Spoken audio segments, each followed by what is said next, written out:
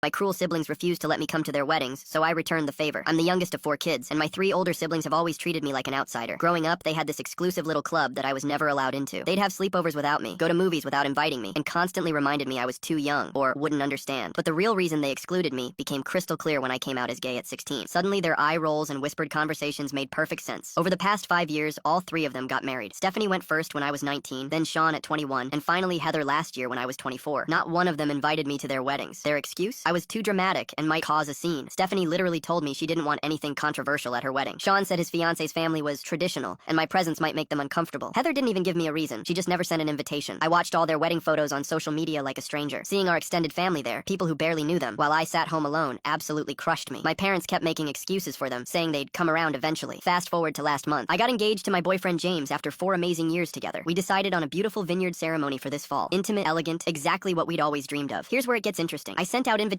to everyone in our massive extended family. Cousins I hadn't seen in years, great aunts who still send Christmas cards, family friends from childhood, even my siblings' in-laws who I'd met maybe twice. The guest list was 150 people. My 3 siblings weren't on it. The first call came from my mom 3 days after invitations went out. "Honey, I think there was a mistake with the invitations. Stephanie, Sean, and Heather said they didn't get theirs." I calmly told her there was no mistake. They weren't invited. The silence on the phone lasted forever. Then she started crying, begging me to reconsider, saying family should forgive and forget. I asked her where that energy was when I was sitting home alone during 3 family weddings. Within hours, my phone was exploding. Stephanie called sobbing, saying she'd grown and changed, that she wanted to support my marriage. She offered to help plan, to pay for flowers, anything to be included. Sean showed up at my apartment unannounced, looking genuinely remorseful. He admitted his in-laws' opinions shouldn't have mattered more than his brother's feelings. He offered to cover the entire bar tab if I'd invite them. Heather was the most dramatic. She came to my workplace, crying in front of my coworkers, begging me not to break up the family over old grudges. But here's the thing that really got to me. When I posted engagement photos on Instagram, all 3 of them commented about love winning and can't wait to celebrate, as if they were automatically invited. The audacity was breathtaking. My wedding day was absolutely perfect. The vineyard was gorgeous. James looked incredible, and every single person there genuinely wanted to celebrate our love. No tension, no judgment, no walking on eggshells around traditional family members. Our extended family was amazing. Cousins gave heartfelt speeches about acceptance and love. My great aunt Mabel, who's 89, told James he was lucky to have me and slipped him her secret cookie recipe. Several relatives privately told me they'd been uncomfortable at my siblings' weddings